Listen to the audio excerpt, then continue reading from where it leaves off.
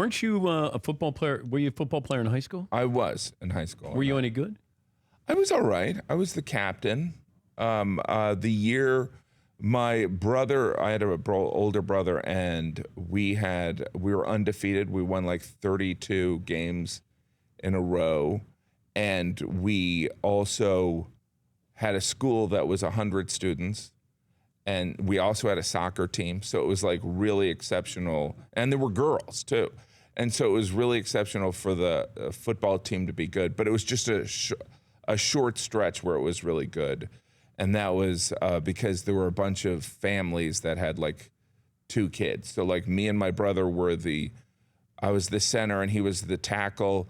We were both the defensive ends. And then 2 other brothers one was a tight end and one was the wide receiver and one was a quarterback and one was a running back. It was like 4 families for the whole team.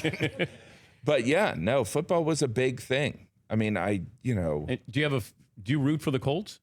I do root for the Colts, but I can't do the commit. I mean, I played football. You're showing that Purdue thing. I walked on there and I ended Look up at that quitting. hair. I know, that was nice back then. You were golden boy. I had hair and I was in you don't shape. do steroids anymore. Not anymore. Okay. Not anymore. All right. And but it was just too much of. So like after there was like probably 4 or 5 years where I didn't watch football at all. After I quit, I was like, I can't deal with it. And then I enjoy it, but it's a commitment also when you have children. I do, there's also, it's keeping up with all the information. I know this is what you guys do all the time, but I'm like, I can't.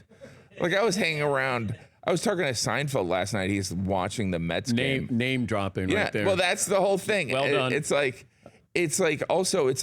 I grew up listening. I knew all the baseball players. Now I couldn't name 2 Mets. I couldn't name 2 Mets. Because you have kids. Well, I think that, and I'm just, I don't know, lazy. Would you rather your kids got into sports or comedy? Ooh, that's a good point. I think sports was really important for keeping me out of trouble. So, yeah, I would say sports. Because comedy it's supposed to be the hardest thing, right? Well, is it the hardest thing? I don't know if it's the hardest thing. It's just the entertainment industry it's such a fluke. All of us sitting in here, we're in the entertainment industry and we have these amazing jobs, but it is in a way a fluke. Like there's hundreds of people that would love to do what we do. But it's this strange navigation thing where it's like, I always talk about like Dead Poets Society, like there was the evil dad who was like, don't go into acting.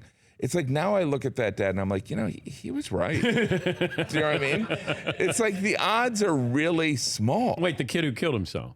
Right? Yeah, his dad. His dad was a good guy. A little dark there, Jim. His dad was a good guy. He was. Yeah, he was right. Did you almost quit? No, I didn't.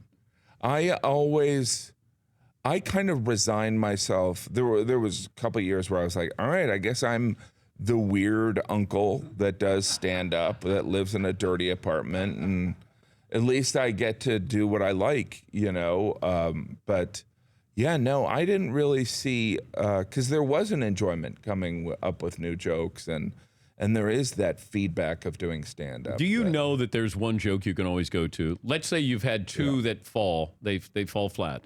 Then you just go, all right, I'll go through the Rolodex and I can come back with a hammer.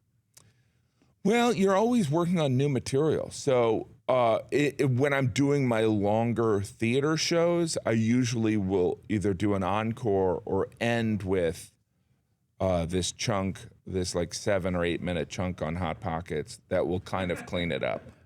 For more Dan Patrick Show, tune into Audience Channel 239 on DirecTV. Stream for free on BR Live or download the Dan Patrick Show app.